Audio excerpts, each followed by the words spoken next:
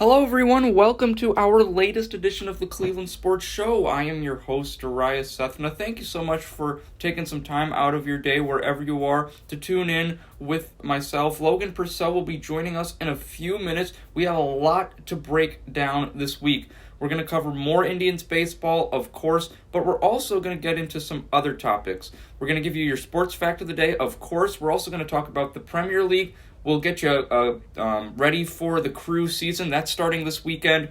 Cavs, obviously, all NBA talk. We will be diving deep into that.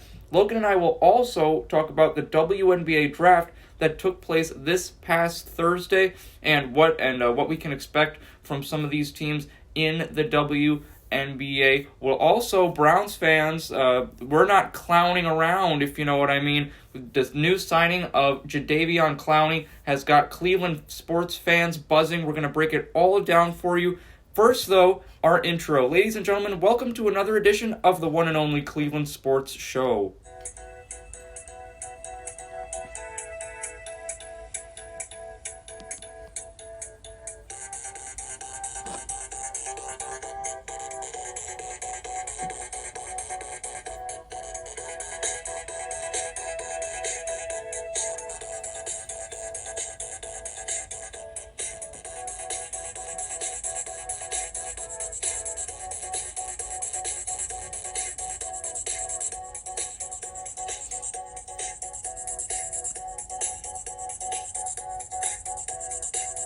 Ladies and gentlemen, this is Darius Sethna of NordoniaHills.News, and the Cleveland Sports Show starts right now. Hello everyone, welcome to our latest edition of the Cleveland Sports Show. I am your host, Darius Sethna. As I mentioned a little bit, Logan Purcell will be joining us to talk some NBA basketball. We're going to get into the WNBA a little bit here, and we'll also dissect the Indians and this new Browns acquisition, Jadeveon Clowney. But first, it's, as always, time for your sports fact of the day.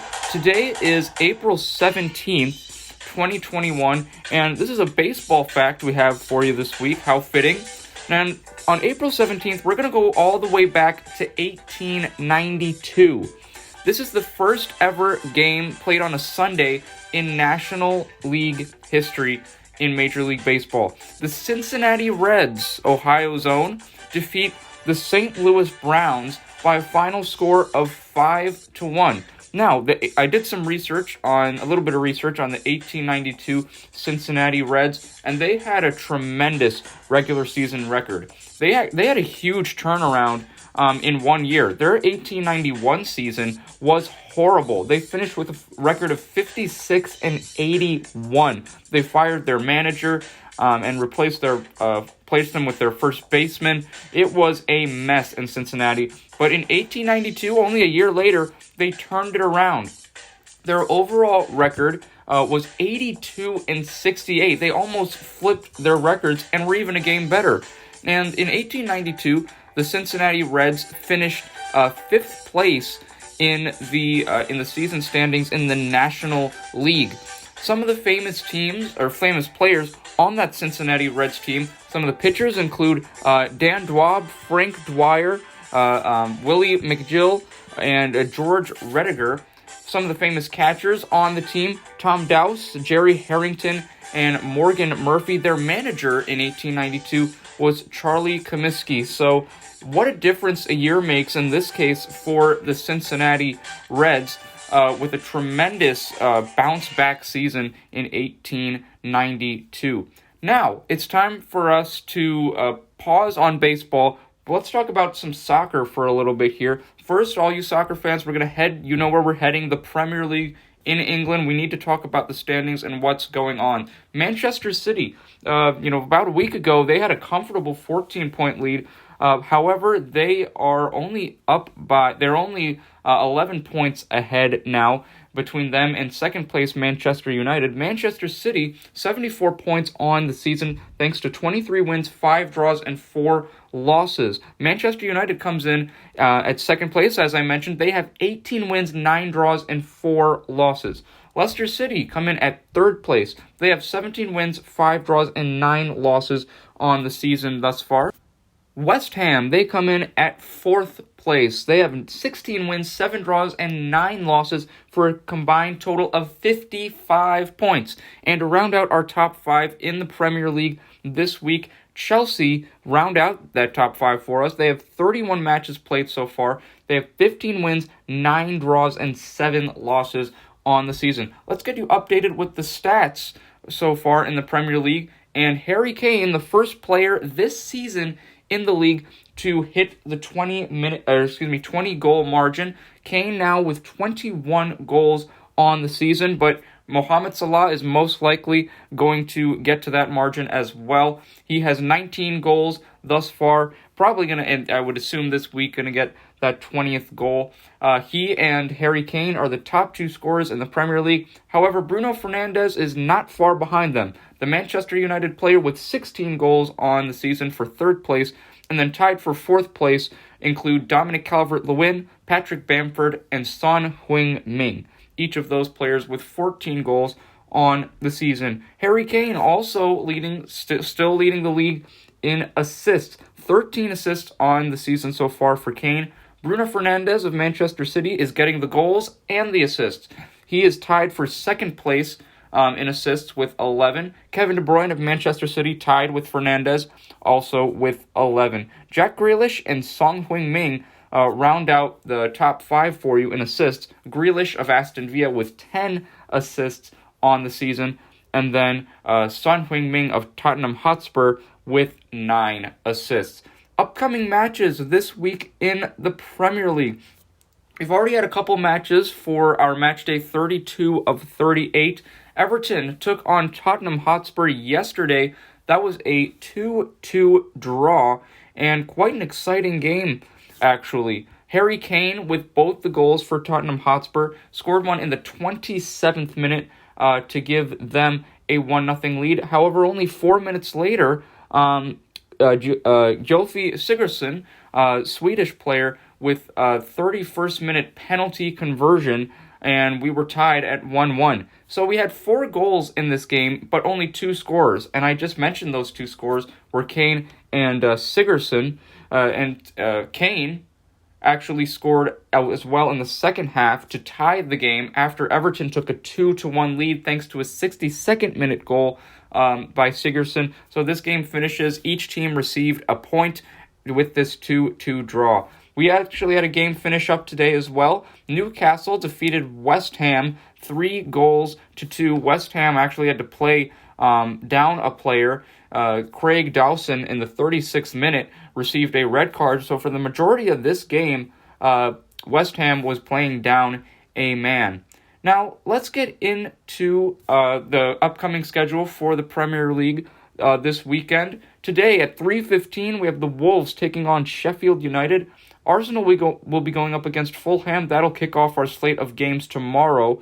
The second game tomorrow will be at 11 a.m. It'll be Manchester United going up against Burnley. A couple of games this Monday and Tuesday as well. This upcoming Monday, April 19th, Leeds United will be going up against Liverpool. 3 p.m. will be the kickoff time for that game. And then Chelsea going up against Brighton on Tuesday, same time, 3 p.m. Eastern Time. Now, ladies and gentlemen, let's head out back home to the U.S. and talk about some MLS soccer, get you ready for the season. We had a couple of games take place already yesterday. Houston Dynamo defeating San Jose by a final score of 2-1. Houston went up 2-0 in this game, and then a 74th minute goal by Paul Marie gave San Jose, they put San Jose on the board, but it was just not enough as the Dynamo defeat San Jose by a final score of 2-1. Also, Seattle Sounders, who Crew fans were destroyed by the Columbus Crew in this year's MLS Cup final all the way back in December. Well, guess what? Seattle took care of business against Minnesota last night. 4-0 win for Seattle. 2 goals by Raul Ruidiaz, an 86th minute goal by Freddie Montero, and then in the first half, João Paulo Mior in the 49th minute scored the opening goal of the game. So this might be a little bit scary because Seattle might be coming out with some ideas of revenge this season after what happened to them in last year's MLS Cup final. Now, Crew fans, the season for Columbus begins this Sunday. Tomorrow, actually, is when I mean this Sunday. April 18th, 5:30 p.m. is when it all kicks off. They will be hosting the Philadelphia Union in their new arena. That is going to be awesome. I'm so excited to see what this Crew team has in store for us this year. The other Ohio soccer team, which is FC Cincinnati, who haven't been as relevant as the Crew, but are hoping to make a push this season. They will be on the road to kick off their season. It's actually today, April 17th. It'll be at 8:30 p.m., as I mentioned, against Nashville. So current standings right now, because Seattle and Houston were the only teams to play last night, they lead the Western Conference. Still, we have a lot of games to be played in the Eastern Conference. We'll see how these tables shape in a week's time. We'll be back with you to talk about the Crew and their next opening couple of games next week in our next edition of the Cleveland Sports Show. So super excited to be talking about all of that with you. And ladies and gentlemen, that concludes our soccer news for this week. Now it's time to get into some NBA basketball. I am very excited to bring Logan Purcell onto the show. And here he is, ladies and gentlemen, back with us for another weekly episode. Logan Purcell, an Nordonia freshman. Logan, thank you so much for being with us this week. How's your week been going so far? It's been a good week. Yours? It's been going pretty well. I've been excited to see the Eastern Conference standings being a little bit more competitive. We have the Celtics winning 5 in a row. The New York Knicks are relevant. They've won 5 games in a row. But let's talk about our hometown team first. The Cleveland Cavaliers, who had a rocky week this week, Logan. They had a couple of solid performances. They had 3 games in between our 2 episodes these last couple of weeks. Their record in those 3 games were 1-2. Let's get you caught up with what happened. So this past Sunday, the Cavs hosted the New Orleans Pelicans. Zion Williamson, Brandon Ingram, and company rolled into Cleveland, and this was a competitive game, and the Cavs looked very strong right from the tip. And after the first quarter, Logan, they had a 39-29 lead. But then this game just continued to slip away from them. New Orleans would outscore them in the rest of the quarters in the second, third, and fourth. Brandon Ingram would finish with 27 points in 36 minutes. Zion Williamson, New Orleans star, 38 points, 9 rebounds, and 4 assists. He was just dominant in the paint. He has been a beast this season after having those injury problems last year. On the Cavs' side, Kevin Love with one of his stronger performances of the year with 19 points in 31 minutes. Isaac Okoro with his largest scoring output thus far as a member of the Cavs had 19 points in 30 minutes. This is a game where the Cavs did not have Colin Sexton or Darius Garland, and they still kept it competitive for the entire game. But I think here, Logan, it was more of just talent, bona fide talent winning the game. In my analysis, I believe New Orleans has more talent than the Cleveland Cavaliers, and towards the end of the game, that really showed. Yeah, I mean, Zion Williamson is a bona fide superstar, and he is going to be one of the best. He's going to be one of the best young players that we're going to have in this league. But, I mean, when it comes down to it, the Cavs don't have their 2 best players. And, you can argue Kevin Love, you can argue Dean Wade at times, you can argue Isaac Okoro, but Darius Garland and Colin Sexton are the 2 leaders of this Cavalier team. Absolutely, yeah. And losing both of those guys in this game was, in fact, a huge loss. But the fact that they were able to keep it a game is quite impressive, actually. And I think Kevin Love showed some light. But to me, it's just nice to have a little bit of Kevin Love, a little bit of money being used and not wasted away on the bench. So I think the Cavs did a really good job of keeping it a game. And as you said, I think they had a very electrifying first quarter up by 10. Yeah. But that fourth quarter was pretty pathetic, only getting 15 points in the final period. Right. I mean, you got to do better than that, especially against a team, we can praise these Pelicans all we want, but no one is ever going to say they are a defensive-minded team, because they're not. No. It's a grind the ball, grind the paint, get inside and work, but it's not a defensive team. Yeah. So to me, only scoring 15 points, even without your two best scorers, is not anything to laugh about. Yeah, and Cavs, Logan, as I mentioned, we were talking about this, kept this game competitive, and they just had to hang. They unfortunately had to hang their heads on that one. But this past Wednesday, they went to Charlotte at the Spectrum Center, Charlotte, North Carolina, and took care of business against the Hornets. Now, Charlotte did not have LaMelo Ball in this game, but they did have Devontae Graham, Terry Rozier, Bismack Biyombo, and Miles Bridges. And this was a game where I was very impressed with the Cavs overall. Unlike their game against New Orleans, the Cavs actually outscored Charlotte in every single quarter. The highest output they had was 28 points in the fourth quarter. On the Cavs' side, Kevin Love, another strong performance, Logan. A double-double with 17 points and 11 rebounds. Jared Allen returned from his concussion protocol.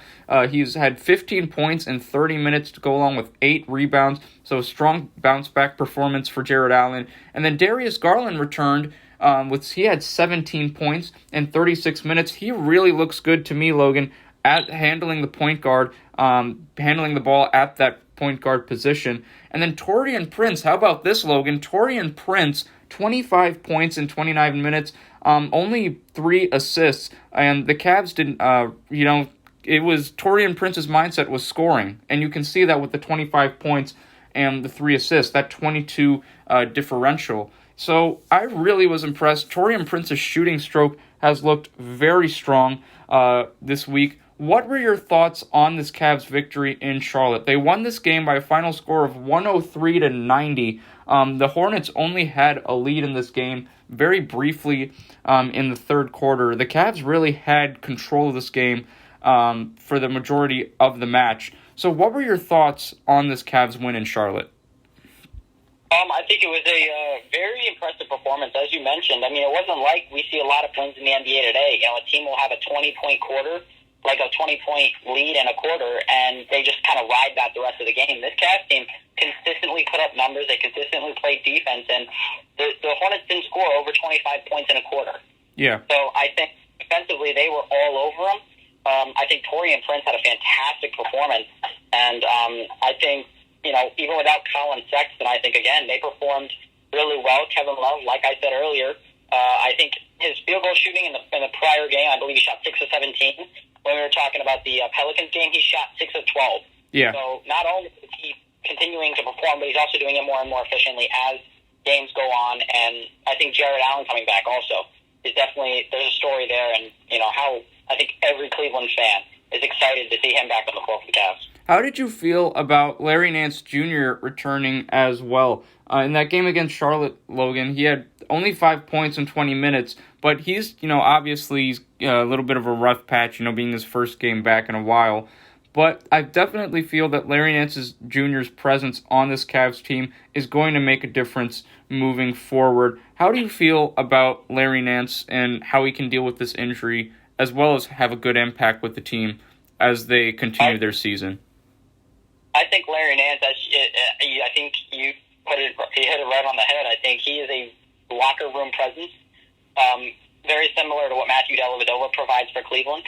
I think that it's a very, very athletic forward that can provide some scoring off the bench for the Cavs, but I'm interested to see if he can still get the same jump, still get the same run. He's a very solid rim runner at that. Right. I'll put him up there with, at his best when he's healthy, he's one of the best role players in the NBA, in my opinion.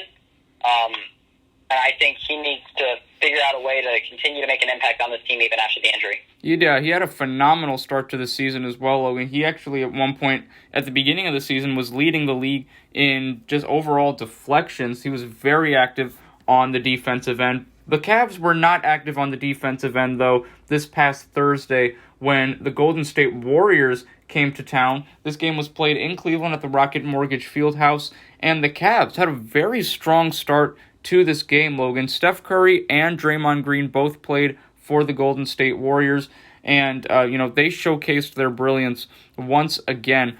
As I mentioned, Cavs had a very strong start. They were up by as many as 11, but then it all crumbled apart and collapsed very quickly. I was very surprised. Usually the Cavs have their collapse in the third quarter when they lose a game.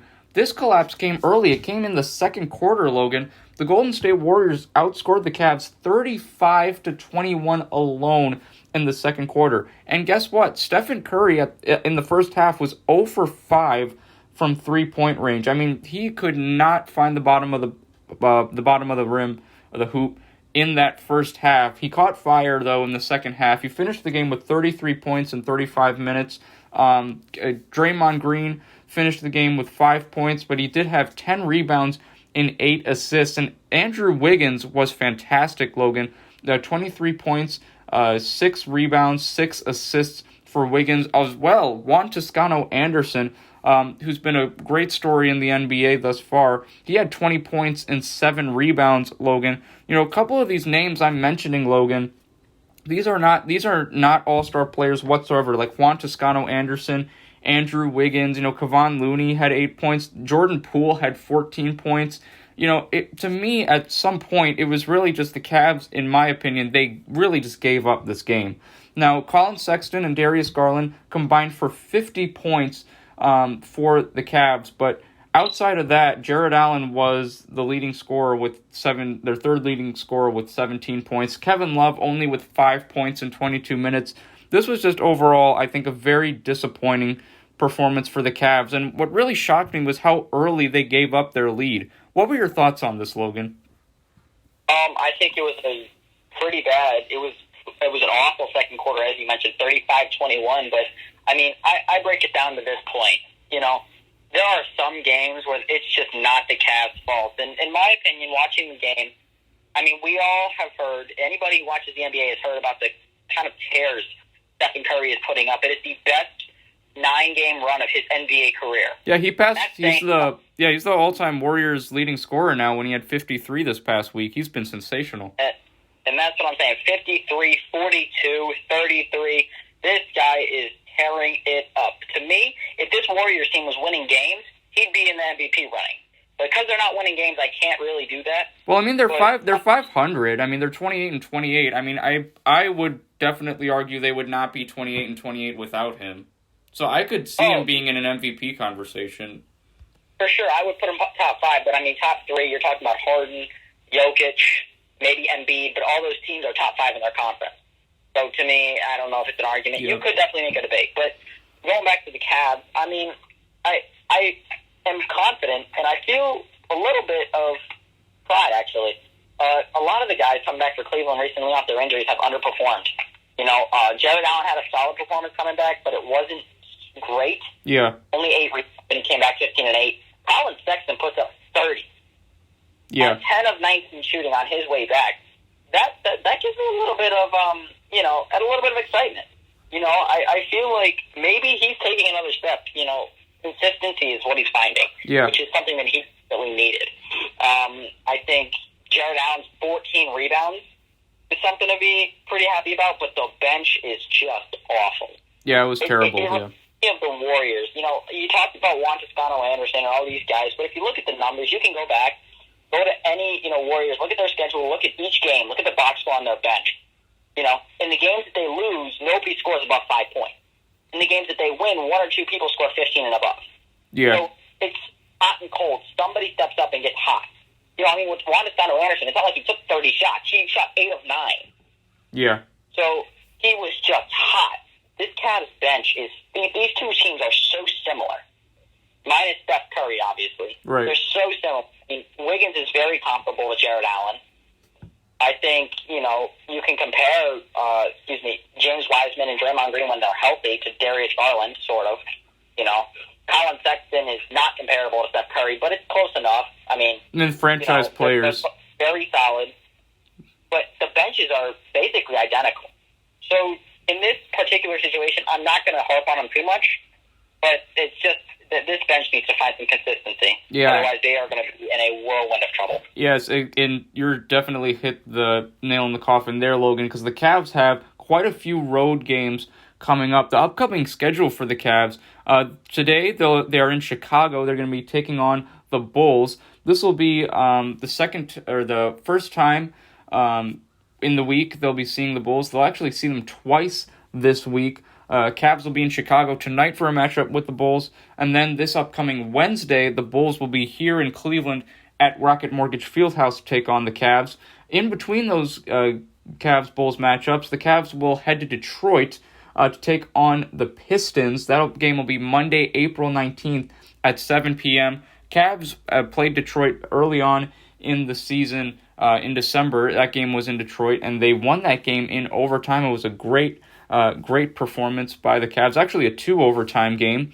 As I mentioned, Bulls will then come to Cleveland for a matchup with the Cavs Wednesday, April 21st at 7 p.m. Cavs will then begin a 3-game road trip. They'll go back to Charlotte this upcoming Friday for a matchup with the Hornets. They'll then go to our nation's capital, Washington, D.C., to take on the Wizards, and then they will conclude their 3-game road trip against the Toronto Raptors. That will be a road game. So, Logan, based off of this week, who's been your top performer for the Cavs for this week? You know, Taurean Prince had a great couple of games, but he wasn't that great against the Warriors this past Thursday. You know, Jared Allen, having missed quite a bit of games, has come out and has looked pretty decent. Hasn't been the best version of himself, obviously, but he's come in and been very serviceable. You know, you mentioned Colin Sexton putting up 30 points after, being out for the last 2 games. So who's your standout player this week for the Cavs? Well, I mean, my standout player doesn't necessarily have to be the player that I think played the best. For me, standout can mean either the best, or it can also mean who just made your eyes pop a little bit. Yeah. Who, makes look a second time, and to me, that name has to be Kevin Love. Yes. The one game that we did not mention was the Cavs absolutely getting popped by the Raptors on the 10th on Saturday. And Gary Trent Jr. drops 44, but Kevin Love gives up 18 on 4 of 9 shooting in 20 minutes of play. Yeah. And Kevin Love, minus this Golden State game, which was a quite disappointment for everybody besides Sexton and Garland, Kevin Love has played very well. I don't believe he's scored under 17 besides that Warriors game.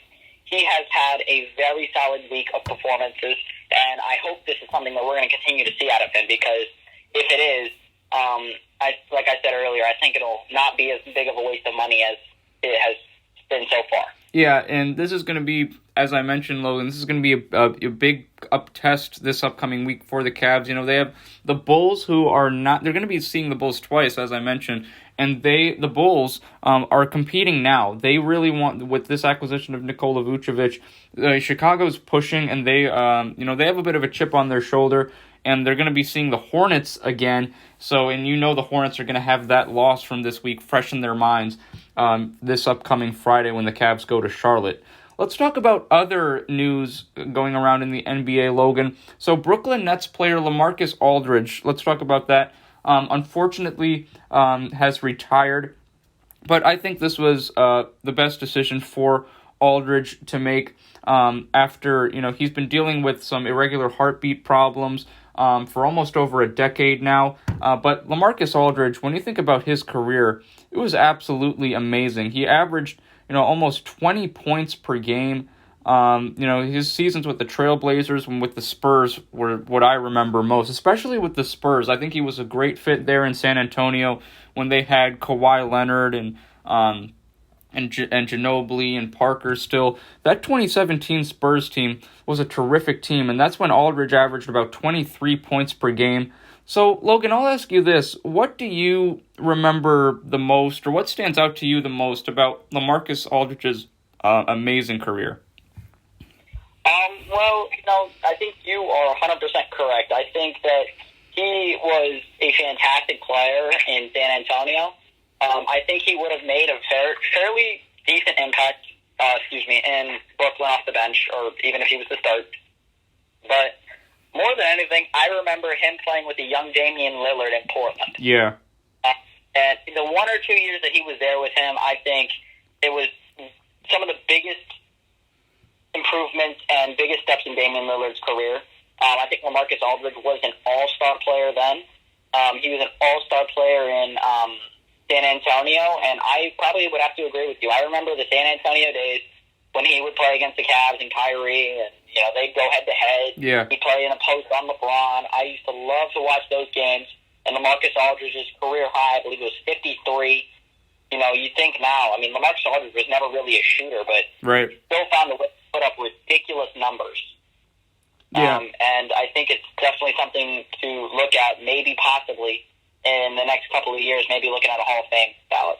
Yeah, and it's, what a tremendous career. You were talking about it, too. I really loved your point about how LaMarcus Aldridge was almost like a mentor to Damian Lillard. As you mentioned, Dame time really began under LaMarcus Aldridge and Damian Lillard. I remember when Damian Lillard hit that amazing shot back in 2014 against the Rockets to close out the series. That was the first time the Blazers had won a playoff series since that 1999-2000 series when they made that conference finals run against Kobe and Shaq and the Lakers.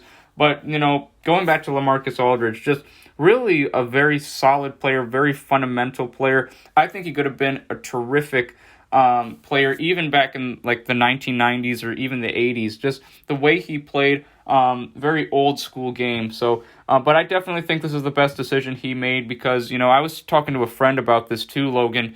What if something happened to him on the court, and, he could have, ended his life. So I think this was the best decision for him, and I'm very happy seeing the career he had. Let's get into a little bit more NBA news, Logan, here. We're going to talk about Donovan Mitchell, who got injured last night. So this is a big setback for the Utah Jazz. Obviously, Donovan Mitchell has been having a terrific year. He's been averaging about 27 points per game. But he got hurt last night against the Indiana Pacers. How do you feel this setback is going to hurt Utah? Because we've been talking about Utah, Logan. They have so many different great players. Obviously, Rudy Gobert, you have Jordan Clarkson, you have Bogdanovich, you have Ingles. So it's not like the Jazz are losing all those guys. They're obviously losing their centerpiece. How do you think this is going to impact Utah going forward and maintaining that 1 seed in the Western Conference? Well, I think it is a huge loss for Utah. I think, in my opinion, you could easily make the argument that alongside Devin Booker, Donovan Mitchell is one of the most underrated players in the NBA right now. Yes. None of us have seen him truly play in the playoffs, minus the bubble. He hasn't gone past the first round, I don't believe.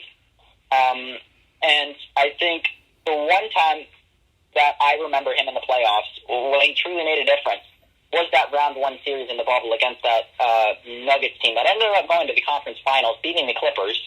But he absolutely showed up and showed out. Yeah. He is a superstar in this league. He is going to be one of the best players to continue to play. And he is one of the youngest superstars that I've seen in a while.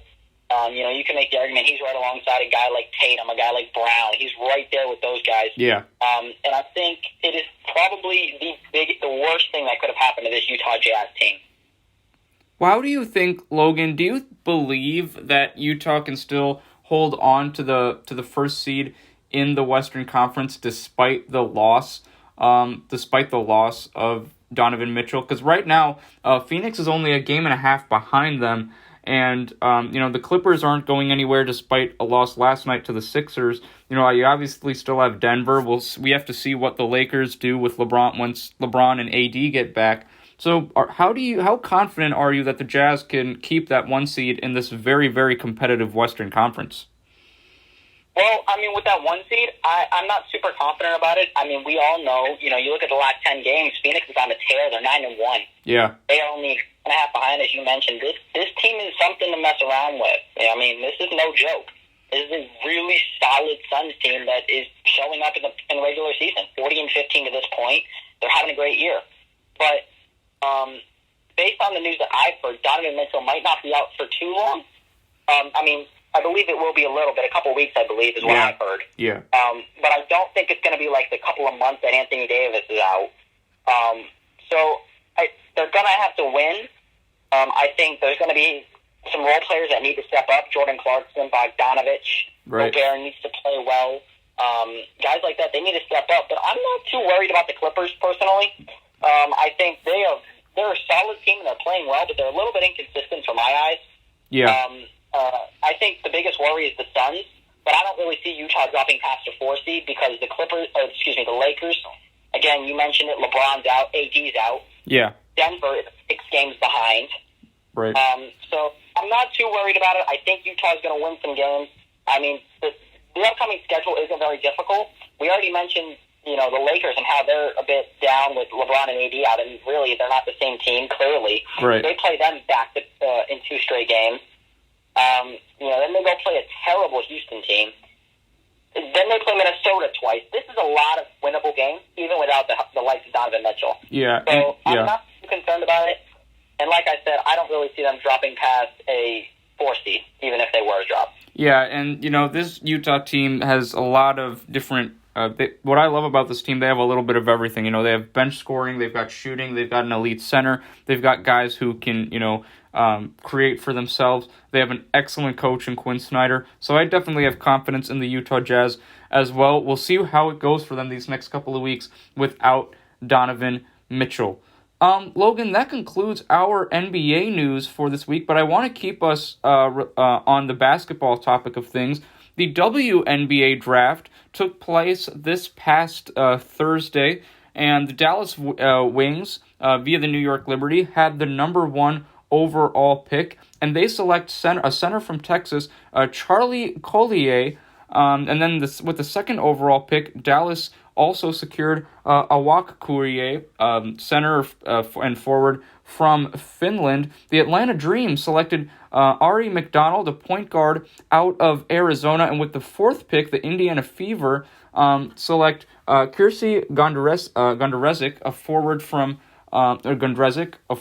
West Virginia. I apologize very much if I am butchering these names. We were talking about this too, Logan. The names here are a bit difficult to pronounce, but this is an incredible WNBA draft.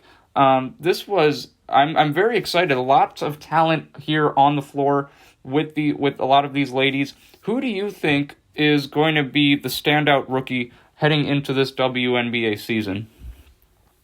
I think, the number 2 overall pick, has a really solid opportunity. I know you mentioned Charlie Collier, the 6'5" center out of Texas. She was fantastic. 19 points, 11 rebounds. Yeah. Second most double-doubles in Division I college basketball. But, from Finland, another 6'5" center. This team is in desperate need of front court, but I think that this one is going to she's got a really solid combination of size, athleticism, and her mind kind of reminds me of the way Chris Paul plays.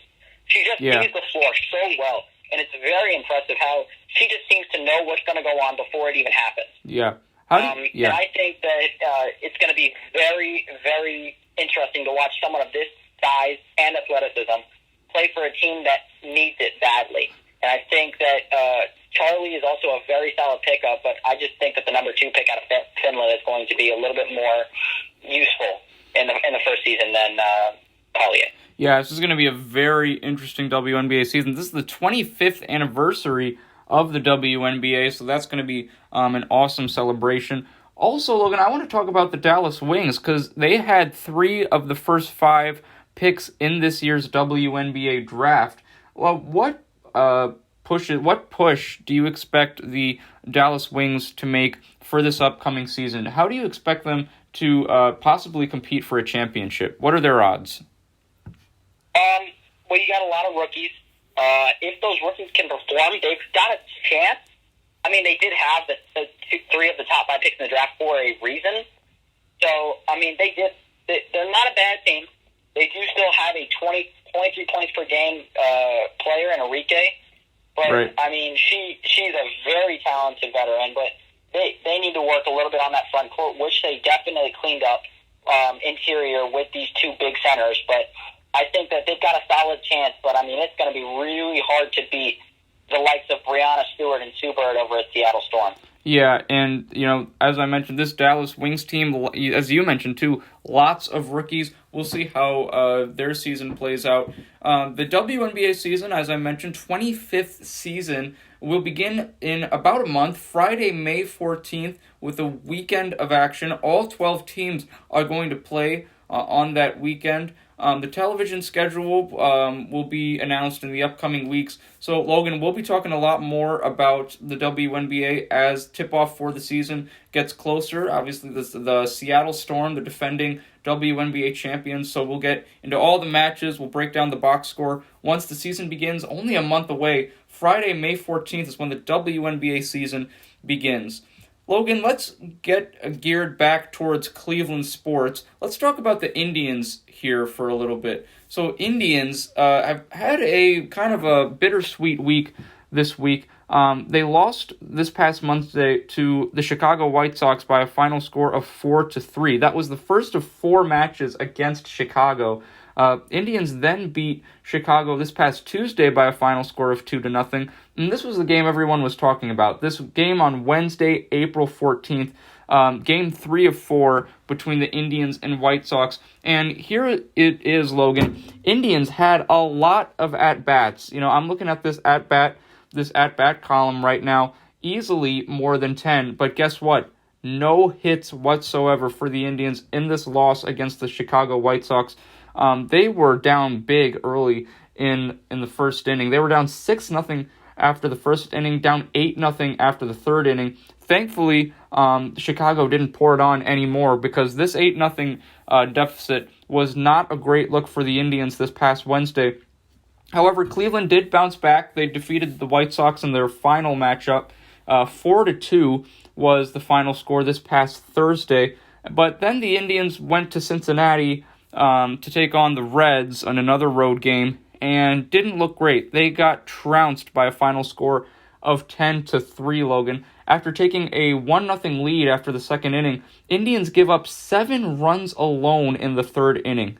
So we look at this week, Logan. Obviously, you have that game where the Indians have no hits.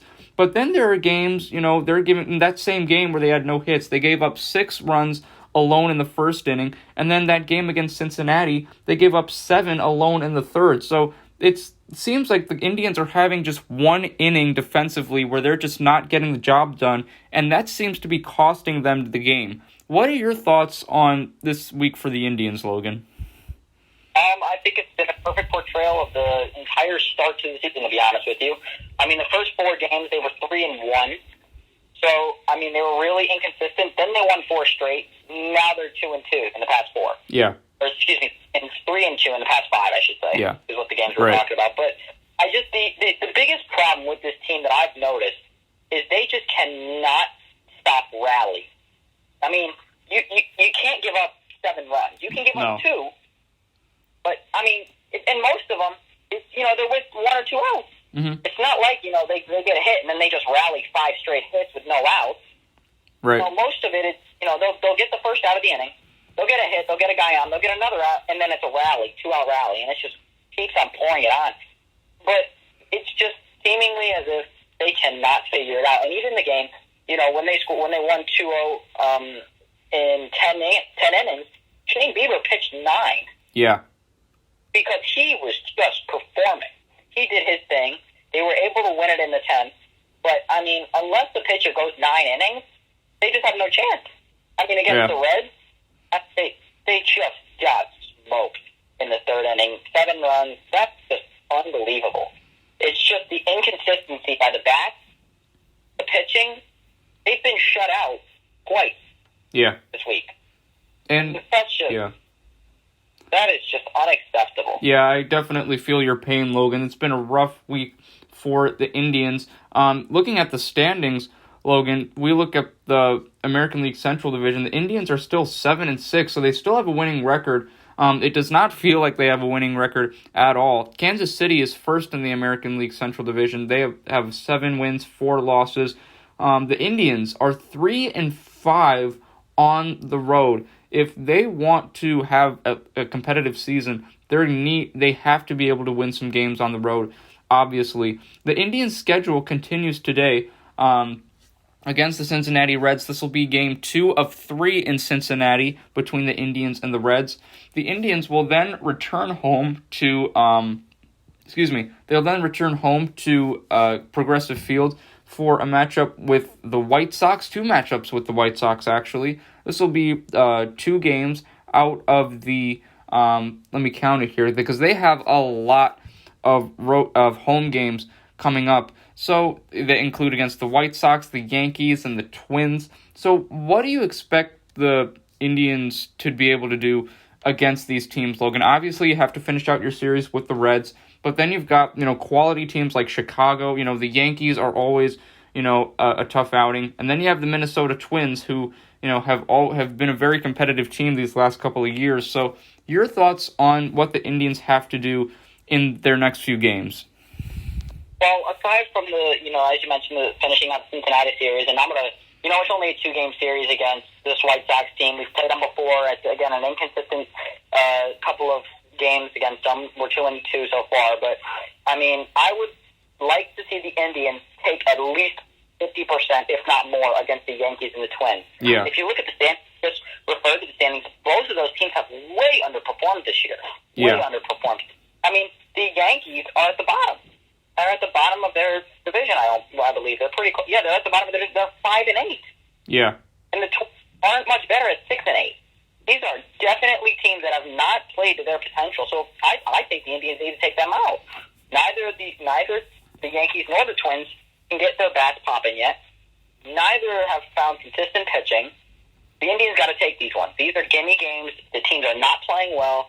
They've got to win at least 50% of those games.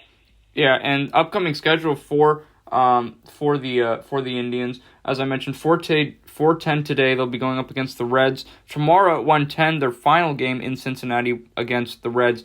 They'll then return home Tuesday, April 20th, is when their homestand begins at 6:10 against the White Sox. Same time, same place against the White Sox on Wednesday as well, 6:10 p.m. against Chicago. Logan, let's get a little bit more into baseball here for a little bit. Outside the Indians, let's just look at the MLB as a whole right now. Who has been the team that has shocked you the most? I know we're only, about 13, 14 games into the season, but which team has been that surprise team for you so far? Well, there's 2 of them. I think, number one, the smaller surprise, but still a surprise. Everybody knows the Dodgers are real. That's a good team. It's a very good team. They were one of my picks to go to the World Series this year, but they're 12-2. Yeah. They are fantastic. There is no error there. They are just performing. The pitching is fantastic. The batting is just ridiculous. This team is absolutely loaded. They are having a great year. But to me, an even bigger surprise, I don't think anybody, after losing Mookie Betts, expected the Boston Red Sox to be 9-4. Right. At this point in the season. Again, I know we're only 13 games in the season for them, but 9-4 is very good, and they're atop the AL East, atop teams like Toronto and Baltimore, and even Tampa Bay and the Yankees. Both Tampa Bay and the Yankees also underperforming, surprisingly enough, but I would say Boston's winning even more surprising. Yeah. Because from Rafael Devers, he had a great year last year, but he's been inconsistent so far. Rafael Devers, Xander Bogaerts has had a great start to the year. I think that this team has a chance to make some moves if they can figure out to continue to be consistent enough in the AL. Yeah, and what's surprising about the Red Sox too, Logan? They're 6-1 on the road, but they're 3-3 at home. They actually have a much better road record than they do a home record. Well, Logan, speaking on the Red Sox, what do you see them doing? Do you think that they can continue this hot hand, or do you think that teams are going to start improving as the season goes on, and we won't be talking about the Red Sox as much? Well, I think it could go either way, but I think the one thing that they're doing a bit more than other teams is, I talked about how your starting pitchers need to give you some innings. They need to be able to run and get you long, but this team has a lot of quality starting pitchers. Yeah. Nathan Eovaldi, is one of them. They've got a lot of guys. I mean, even Matt Barnes as a relief guy is very solid. They have a lot of pitchers who can give you solid innings. I mean, as I've mentioned, they've got some inconsistent bats that can give you hot games. Rafael Beavers, Christian Arroyo. They've got a lot of guys. Xander Bogaerts has had a fantastic year, but I think that this team, if they can keep it going, I don't think that this is a team that's just going to get off the board of being talked about because they've been so hot to this point. And, I'm very excited to see how both the American League and National League standings play out. We'll see if the Yankees can get out of their slump. We'll see how the Indians fare against some of the more disappointing but still very competitive teams of Major League Baseball. Now that wraps up our baseball news for this week, Logan. Let's get into our final segment of the show today. We're going to talk about the Cleveland Browns, arguably Cleveland's most popular sports team right now after that amazing season they had finally getting to the playoffs. They got to the divisional round, lost to Kansas City. And we were talking about all season long last year, Logan. It was defense, defense, defense. But right now, the Browns have just added another huge piece to the puzzle. And I said in my intro to the show that they weren't clowning around with this decision because they got Jadeveon Clowney, Logan. This is a huge acquisition for the Browns. Clowney, last season with the Tennessee Titans, finished with 19 tackles and a total of 5 assisted tackles. This is a guy who is only 28 years old, but can still bring it on the defensive end. I'm very excited about this signing, Logan. How do you feel Clowney and Myles Garrett now, both on the defensive side of the ball, are going to help this Browns team for this upcoming season? I think it's going to be very challenging for opposing teams to be able to give their quarterback time and even the running back holes to run through. But I still am on that point where the Browns need to start thinking about that middle linebacker position. I understand trying to bona fide your inside, bona fide your group, your pass rush, but this linebacker core is probably one of the weakest in the NFL. And that is going to end up coming back to bite them, I think, come playoff time, if they don't figure out a way to make some moves. And also, the releasing of Sheldon Richardson is something that is definitely worth a conversation because they add Jadeveon Clowney and then lose their best inside guy. So they've got a lot of interesting moves that have been going on right now. I think Jadeveon Clowney is a huge pickup. I am a little bit concerned with the injuries that he's had along his career. Right. He's been a little bit distant, especially for the Titans and the Seahawks when he was first drafted. But I think it's a good pickup. I still am not super confident in this team until they figure out that linebacker position. Do you feel that they've improved their defense with this signing of Clowney? Because, you were talking about, the other losses that they've had. How do you feel that, do you believe that Jadeveon Clowney can come in and still help this defense be better than they were last year? Yeah, I do think he's going to make a pretty solid impact on this team because, we talked about it when, they were flirting with the idea of J.J. Watt. Myles Garrett comes on one side, you double team him, you've got a very, very effective pass rusher on his own, much less with, the A-plus superstar that is Myles Garrett coming at the other side. Yeah. And I'm just very excited to see how the Browns play out their defense, especially in a tough AFC North, really. Let's think about the AFC North here real quick, Logan, because, I was speaking with some friends about it this week at school. I think the Bengals are going to finish at the bottom again. I still think they have some developing to do. To me, Logan, the AFC North is about the Browns and the Ravens. I have family who live in Pittsburgh, and I'm very sorry to tell them this, but I think the Steelers' reign of the AFC North is over. In my eyes, I really don't see the Steelers finishing better than 500. But I look at the Ravens, it's going to be between them and the Browns, I believe. And I think the Browns have a much more well-balanced offense than the Baltimore Ravens do. So, your opinions on the AFC North, Logan, do you think it's really between the Browns and Baltimore now, or can the other two teams possibly make this interesting? Well, I mean, let's not even joke around with the idea of the Bengals. The Bengals are going to suck. I know it's kind of a bold statement, but they just suck. There's no chance unless they draft, somebody crazy and he, goes for 40 touchdowns. It's just not going to happen. Right. But between those three teams, I think you're underselling Pittsburgh, believe it or not. I mean, let me tell you, ain't nobody thought Pittsburgh was going to go anywhere this year. Nobody. This was not a team that was talked about very much. But it's a very solid team. They only lost James Conner, who did not perform. He barely did anything all year. They did lose Juju. They re-signed Juju, I believe. Yeah, they re-signed him, but still, the Browns just got better, and you still have Lamar Jackson's only going to get better, I think, and Ben Roethlisberger's not getting any younger. Yeah. See, and I completely agree with that. But the Ravens' defense is solid. Their offense is completely one-dimensional. They cannot throw the ball. They have no solid wide receivers, if we're being honest here. Marquise Brown is maybe a B level, maybe B minus. Yeah. Which is not a quality receiver in my eyes. To be one of the contenders in the NFL, you need to have a B plus A minus guy. Yeah. And even then, their run game isn't very good either. Lamar Jackson is not a run game. But the Browns look like the best team in the AFC North. But to me, they look like the best team in the AFC North last year as well. Despite only being one game behind Pittsburgh, I don't think they played as well as anybody expected them to. I think they had a fairly weak schedule, honestly. Yeah. Besides the first weeks, they had a really weak schedule, and they didn't perform. Right. They had tight wins against the Jags. They lost to the Steelers quite a bit, and I just talked up the Steelers, but it's still a team the Browns should be beating. Yes. I think all three of those teams have another chance. To me, the Browns need to win more than 12 games.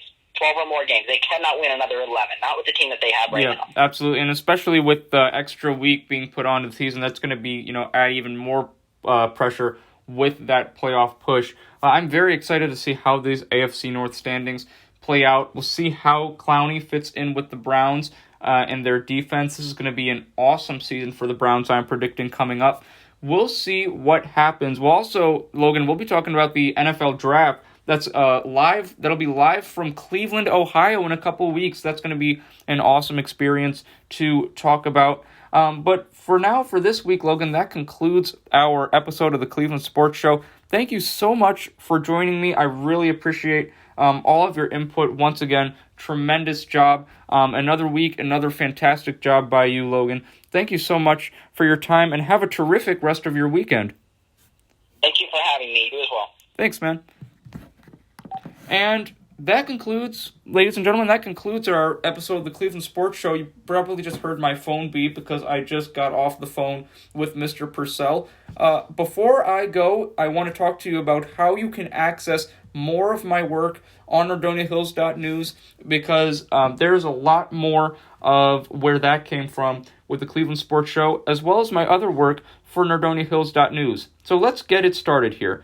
Now, if you are on NordoniaHills.News, just go to the Contributors tab and go to my name. My name is the second one down. It's Darius Sethna. It's spelled DARAYUS-SETHNA.